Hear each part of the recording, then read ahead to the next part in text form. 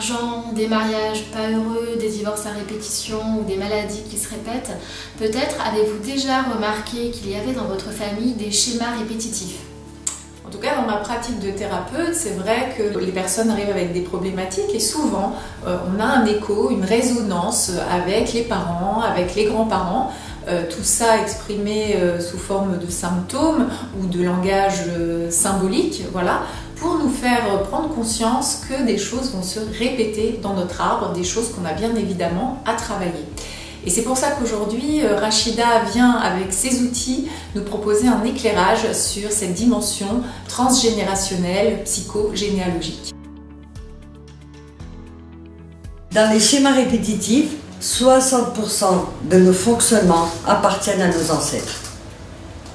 Et c'est à partir de nos schémas répétitifs, si sans cesse on est toujours dans les mêmes problématiques, les mêmes relations, on peut aller chercher ce que j'appelle à la verticale, soit nos parents, nos grands-parents, nos arrière-grands-parents. C'est quelque chose justement qui a été transmis pour pouvoir le transmuter.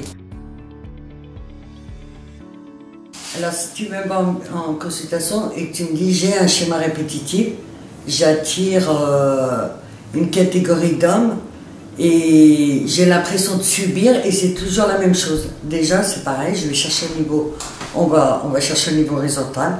Qu'est-ce qui se répète depuis tes relations, ta relation avec ton papa, et ensuite on va chercher un peu plus haut, on va faire du repérage, du pointage, et une fois qu'on a trouvé la mémoire, déjà là il y a beaucoup de choses qui s'apaisent et on transmet tout ça.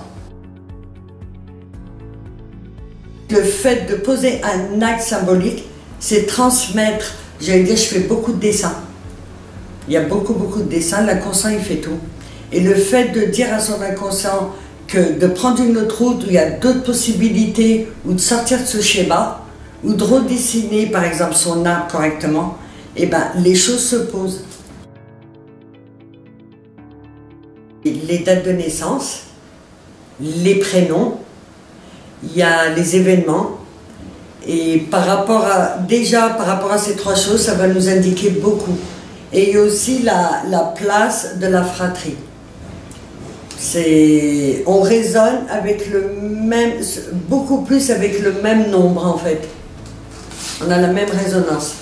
Et à partir des prénoms, par exemple, pourquoi on a eu ce prénom, qui nous l'a donné, qu'est-ce qui s'est passé ce jour-là. Quand on fait l'arbre, il faut bien garder le positif, c'est ce que je dis. C'est pas le couper, hein, c'est l'élaguer. C'est très important de garder la base parce qu'on l'a la base, les racines on les a, elles sont là. Et c'est vraiment d'enlever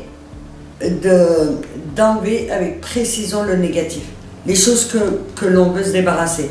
Mais le reste, le positif, il faut le garder, c'est la force, c'est animé et c'est pas pour rien.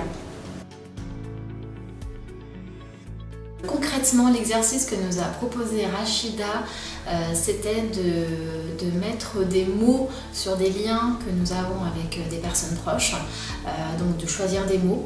Et je trouve que c'était vraiment un exercice intéressant puisqu'on se rend vite compte de liens, de similitudes, de points communs qu'il y a dans des relations avec les personnes. Donc j'ai trouvé que c'était un exercice qui était finalement en très peu de temps, en une petite demi-heure, on arrive vraiment à faire des prises de conscience. Et j'ai trouvé que c'était vraiment un exercice assez marquant et intéressant.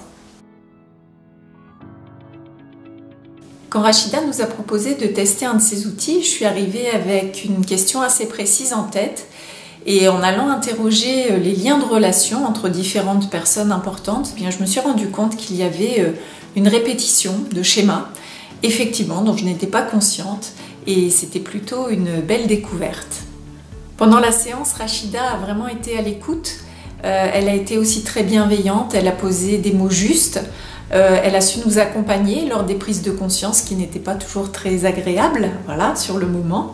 Et pour autant, on a pu être dans un climat plutôt détendu, avec une petite pointe d'humour, ce qui fait toujours du bien pour pouvoir dédramatiser lorsqu'on met le doigt sur des choses qui sont un peu à travailler. J'étais venue avec avec 2 problématiques en tête. Finalement, je suis partie sur une en particulier. Et alors, au cours de la séance, Rachida a finalement abordé d'elle-même. Elle m'a donné des pistes sur la problématique que je n'avais pas évoquée, mais que j'avais pourtant encore bien en tête. 2-3 fois, comme ça, elle m'a filé des petites pistes. Et je lui ai dit, mais c'est quand même fou parce que on ne parle pas du tout de ça. Et voilà, la magie de Rachida, la magie de la psychogénéalogie a opéré. Et c'était vraiment top. Je trouve que c'est un outil qui est génial et qui nous permet vraiment d'avoir des clés sur notre passé et donc sur nous-mêmes. Un grand merci à Rachida pour cette expérimentation et son accompagnement. Vous aimez notre programme ? Abonnez-vous à notre chaîne YouTube, partagez nos vidéos sur les réseaux sociaux et retrouvez toutes les informations sur notre site lescauseries-lyon.fr.